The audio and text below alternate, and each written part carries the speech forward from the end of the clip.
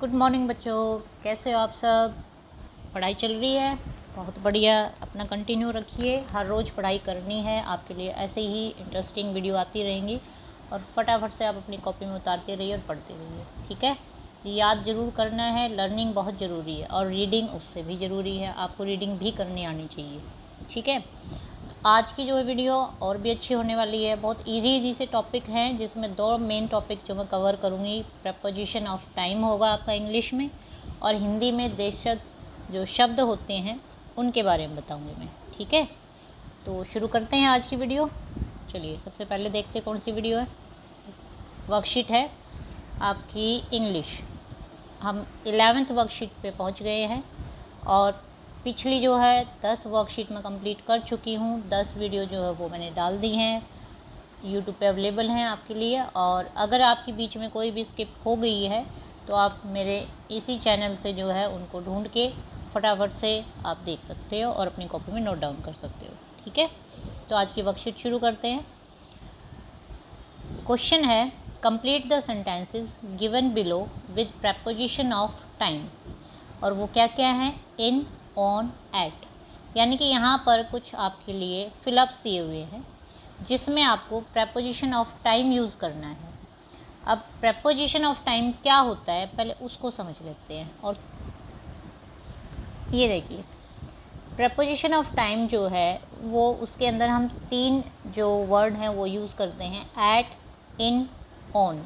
यानी कि टाइम से पहले, किससे पहले क्या हमें यूज़ करना है वो हमें यहाँ से देखना है। जैसे सबसे पहले यहाँ एट दिया हुआ है। At is used for precise times, यानी कि कोई स्पेसिफिक टाइम अगर दिया हुआ है कि 10 बजे, 11 बजे, 12 बजे जो भी है, अगर वो दे रखा है तो आप उससे पहले क्या यूज़ करोगे? एट यूज़ करोगे, ठीक है।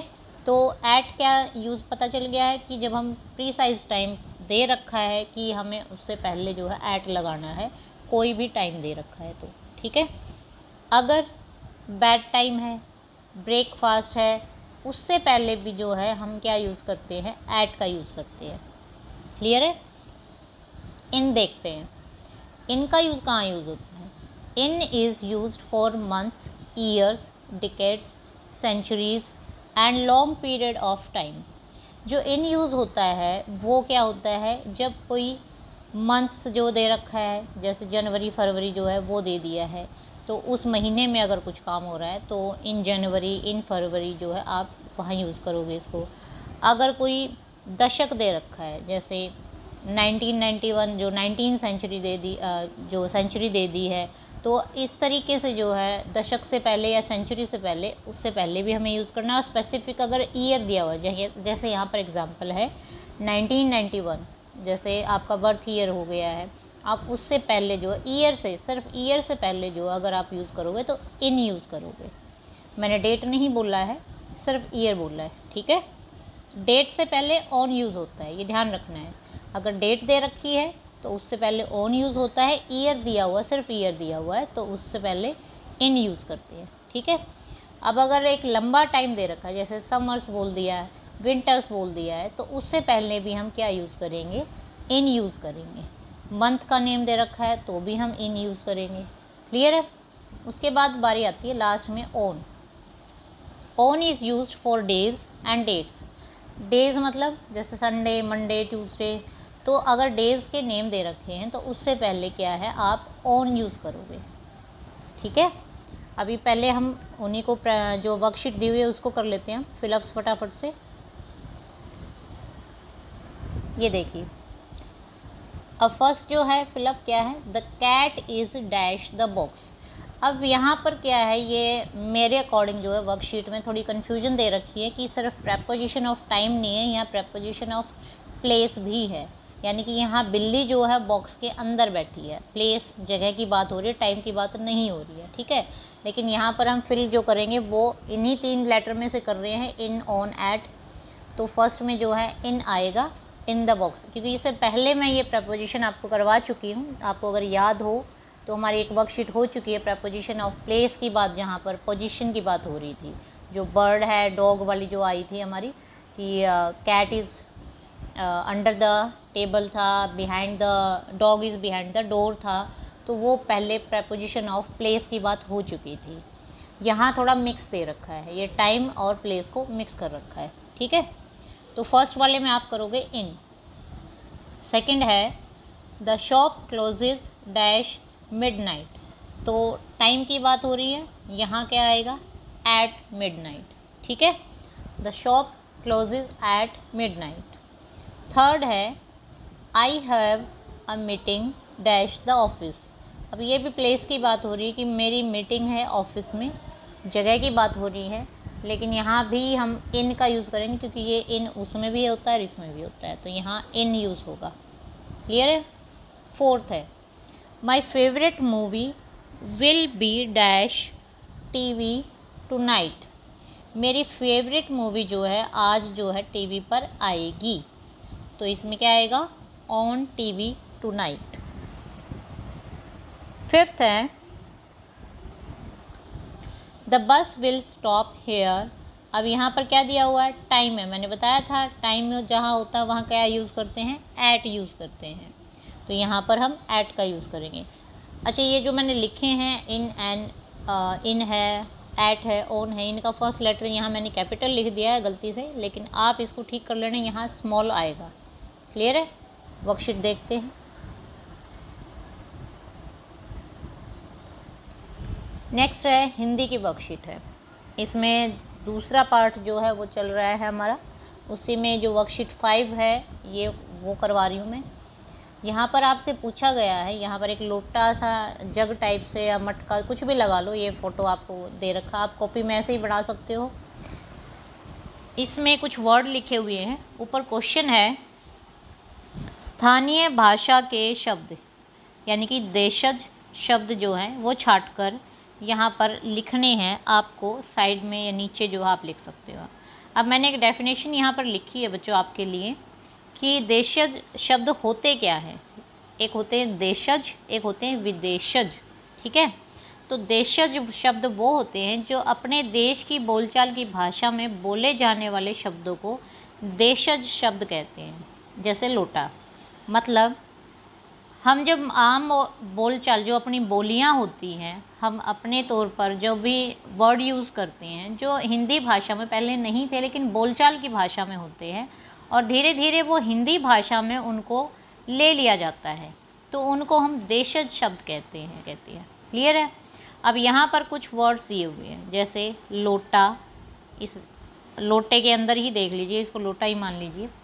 अल्सर, जेल, डोंगा, इंजन, तोप, झुग्गी, नंबर, शादी, बीमार, खटखटाना, हस्त, धड़ाम, आम्र और स्कूल। अब इसमें से कुछ वर्ड तो ऐसे हैं जो आम बोलचाल की भाषा में हम यूज़ करते हैं और उन्हीं को यहाँ ले लिया गया जिनको हम देशज कहते हैं, और कुछ आपके विदेशज भी हो सकते हैं जो बाहर से दूसरे देश से जो वर्ड यूज़ किए गए हैं। तो अभी हमें यहाँ पर क्या छाट के लिखना है, देशज शब्द लिखना है, ठीक है। तो यहाँ देखिए मैंने छाट के लिखे हुए हैं, जैसे लोटा, डोंगा, झुग्गी, खटखटाना, और एक वर्ड और रह गया था मेरे हिसाब से, वो है धड़ाम, ठीक है। जो अभी मैंने यहाँ लिखना भूल गई हूँ मैं, आप लिख सकते हो उसको। यहाँ पर धड़ाम जो वर्ड है वो भी आपको लिखना है। तो इसके अलावा जो अगर आपको लग रहा हो कि ये देशज शब्द हो सकता है जो हमारी आम बोलचाल की भाषा में होता है, तो आप उसको देखिए और मुझे कमेंट बॉक्स में लिख के बताइए कि क्या इसमें से कोई और देशज शब्द है या नहीं है, ठीक है। क्लियर है ये। तो हिंदी की वर्कशीट कंप्लीट होती है। नेक्स्ट वर्कशीट देखते हैं। ये है हमारी मैथ की वर्कशीट। गणित को पढ़ते हैं, बहुत इजी है। क्वेश्चन क्या है, फर्स्ट वाला क्वेश्चन देखिए, जो रेखा के दोनों तरफ समान है या एक जैसा है इस पर सही का निशान लगाओ। यानी कि यहाँ पर आपको 4 चित्र दिए गए हैं, उसमें बीच में से लाइन लगा दी है।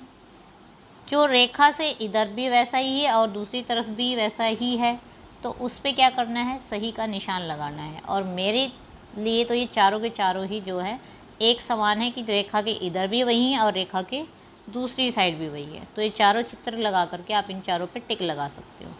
क्लियर। अब इसमें क्या है, आपको ये दिया गया है इन चारों पर टिक लगा लेना, ऐसे करके चारों चित्र बना लेना, और बीच में लाइन भी ज़रूर है आपको लगानी है, ये ज़रूरी है। नीचे देखिए एक लाइन दे रखी है, जो आकृति रेखा के दोनों तरफ समान होती है उसे सममिति आकृति कहते हैं। यहाँ देखिए वर्ड लिखा हुआ है सममिति आकृति। सममिति आकृति का मतलब होता है मिरर इमेज, यानी कि एक जैसी, जो एक रेखा के इधर भी वैसी है और एक रेखा के उधर भी वैसी है। इसका एग्जाम्पल मैं बताती हूँ आपको, बहुत ईजी है। आप शीशे के सामने खड़े हो जाइए, आपको ऐसे लगेगा मेरा जुड़वा ही सामने खड़ा है, बिल्कुल लगता है। या कोई बुक जो है वो रख के देख लीजिए, या कुछ और सामान जो है, आपको ये लगेगा जैसे फोल्ड करके आपने आधा दिखाया तो आपको पूरी चीज़ वहाँ दिखाई देगी, क्योंकि मिरर के अंदर इमेज बन रही है। तो इसी वजह से उसको सममिति, यानी कि उसी से मिलती जुलती जो है वो आकृति बिल्कुल वैसी ही बन जाती है, उसको हम सममिति आकृति कहते हैं। क्लियर है? अब सेकंड क्वेश्चन देखते हैं। यहाँ पर नीचे बनी आकृतियों के बीच में रेखा खींचो, उस रेखा से यह दो समान भागों में बट जाए। अब आपको क्या करना है कि यहाँ पर जो ये आकृतियाँ दे रखी हैं, इनको ऐसे ही जैसे ऊपर वाले क्वेश्चन में बीच में ठीक ऐसी जगह लाइन खींची जहाँ से वो बराबर बट गए हैं। अगर कहीं और लाइन खींचते तो वो बराबर नहीं बटते। जैसे फोर्थ वाले में मैं अगर मान लो यहाँ लाइन खींचती तो वो बराबर नहीं बटते। ठीक है, तो ऐसी जगह लाइन खींचिए इन सभी आकृतियों पे, ये जो यहाँ पर दी हुई हैं, कि वो बिल्कुल बराबर भागों में बट जाए। जैसे पहले वाले में अगर मैं यहाँ खींच देती हूँ बीच में तो वो बराबर बट जाएगी। अब दूसरी वाली आकृति थोड़ी सी टेढ़ी है, अब आपको ये क्या करना है, या तो आप इसको सीधा खींचिए यहाँ पर तो ये बराबर हिस्सों में बट जाएगी। ठीक है, ऐसे ही ये त्रिभुज दिया हुआ है, इसको भी आप क्या करोगे, अगर बराबर भागों में बांटना है तो कैसे कर सकते हो आप,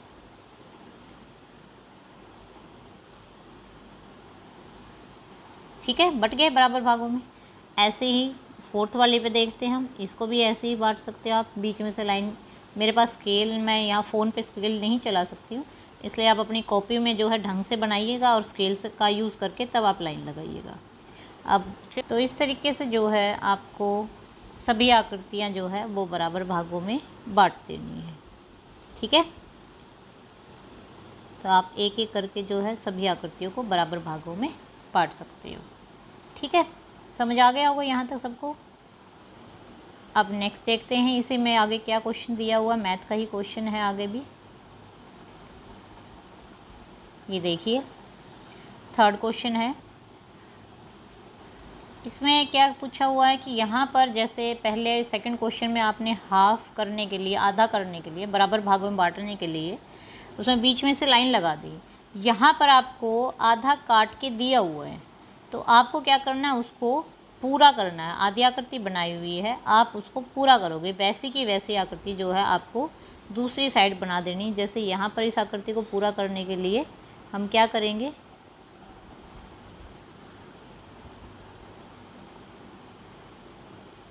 इस तरीके से जो है आप लाइन लगा सकते हो। ठीक है, ऐसे ही आगे जो है वो भी हम ऐसे ही आकृति लगा सकते हैं, और इसी तरीके से जो बाकी है उसको भी हम पूरा कर सकते हैं। तो ये तीनों जो है आपको आकृतियाँ बनानी है। क्लियर है? अब नेक्स्ट है, यहाँ पर ये बॉक्स दिया हुआ है, इसमें अलग अलग जो है आपको दिखाई दे रहे होंगे, शेप्स दी हुई हैं। जैसे ये आयत है, ये वर्ग है, ये गोला है और ये त्रिभुज है। तो ये चार आकृतियाँ दी हुई हैं, आपको क्या करना है, गिन के यहाँ पर आकृतियों की संख्या लिखनी है। जैसे गोले कितने हैं इसमें, 1 2 3 4 5 6 7 8 9 10 11 12। तो यहाँ पर आकृतियों की संख्या लिख दो 12।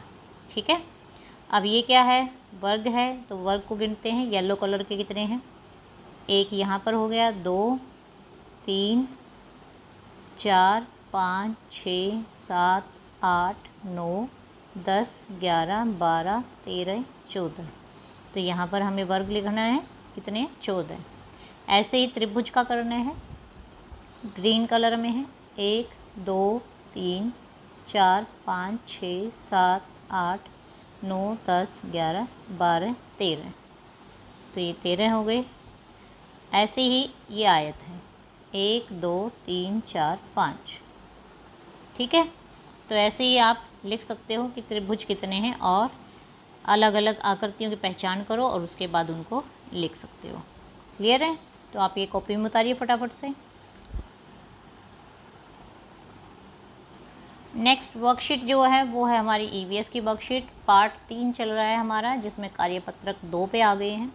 कल मैंने आपको पर्सनल हाइजीन के बारे में बताया था कि अपने आप कैसे स्वच्छ रखना चाहिए। आज जो है हम अपने अड़ोस पड़ोस को जो है कचरे से कैसे छुटकारा दिला सकते हैं, क्या क्या चीज़ें हमें कैसे रखनी चाहिए। आजकल देखो सबके पास ये गाड़ी आती है, सबको पता है कि वहाँ बार बार से अनाउंसमेंट होती है कि गीला कचरा अलग डालिए, सूखा कचरा अलग डालिए। अब यहाँ पर भी आपके सामने 2 बॉक्स बने हुए हैं। एक में लिखा हुआ है गलने वाला कचरा, ठीक है, यहाँ पे देखिए, एक क्या है गलने वाला कचरा और एक है न गलने वाला कचरा। तो वहाँ पे भी यही अनाउंसमेंट करते हैं कि एक तरफ नीला बॉक्स बना हुआ है, एक तरफ हरा बॉक्स बनाया हुआ है, तो एक में गीला कचरा, एक में सूखा।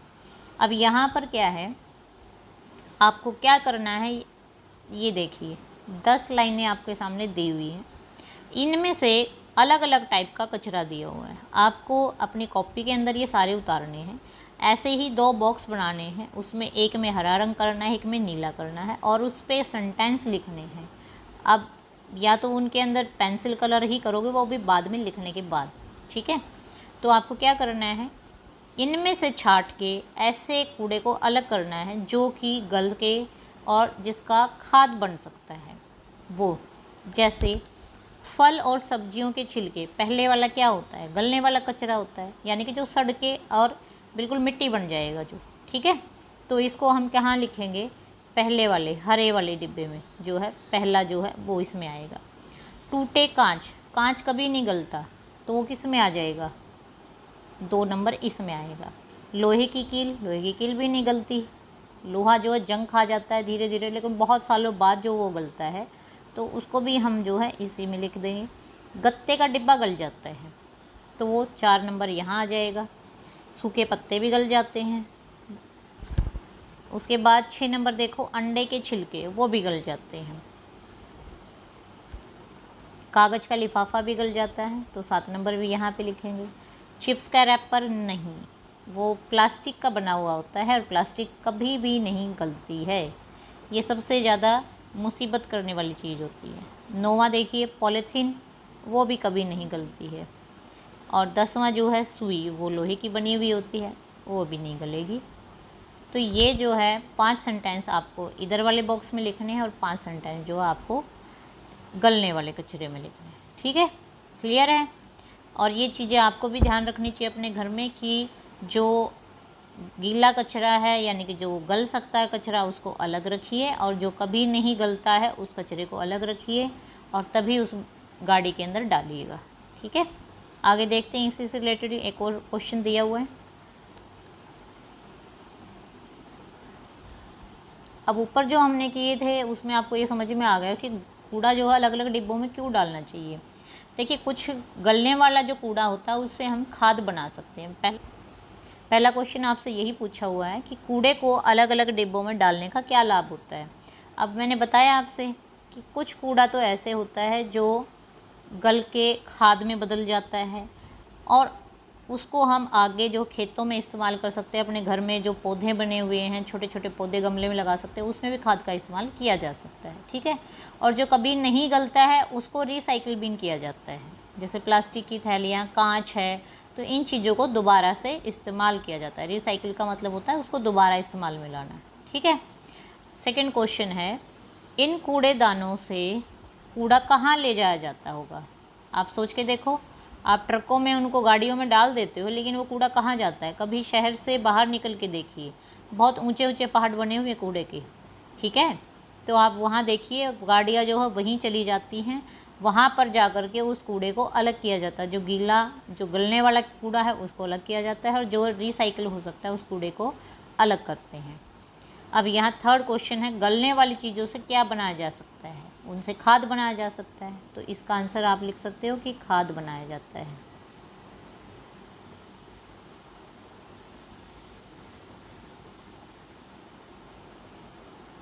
ठीक है, तो क्लियर है तीनों क्वेश्चन जो हैं। आप कॉपी में जो है तीनों क्वेश्चंस के जो है आप अपनी मर्ज़ी से, क्योंकि यहाँ पर ये क्वेश्चन जो है ऐसे हैं जिनके अपने आंसर हो सकते हैं, आपको जो दिखाई देता है अपने आसपास में अपने बड़ों से पूछिए और वैसे ही आंसर लिखिए। तो यहाँ पर जो है चारों सब्जेक्ट्स की वर्कशीट कंप्लीट हो चुकी है। आप सबसे पहले जो है फटाफट से चैनल को सब्सक्राइब कीजिए ताकि मैं आगे जो है और वीडियो डाल सकूँ और आपको फटाफट से सबसे पहले पता चले कि हाँ वीडियो बन के आ गई है। ओके, गुड बाय बच्चों।